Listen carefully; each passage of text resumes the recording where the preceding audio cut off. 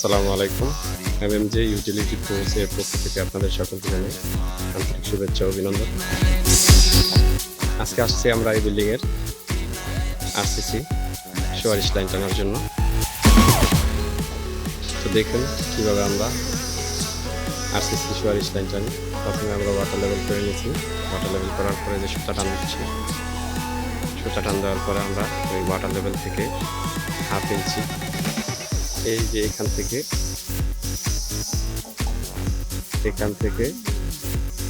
এই পর্যন্ত আমরা হাফ ইঞ্চি স্লোপ দিচ্ছি। মিস্ত্রি সাহেব নির্ণয় করতেছে এখান থেকে চাক করবে ওইখানে। তো মালিকের কথা হচ্ছে আমার পাইপ মাটি দিয়ে নেব না, উপর দিয়ে নিয়ে যাবে আর কি। তো সেক্ষেত্রে আমরা উপর নিচ করে লাইনটা টানবো।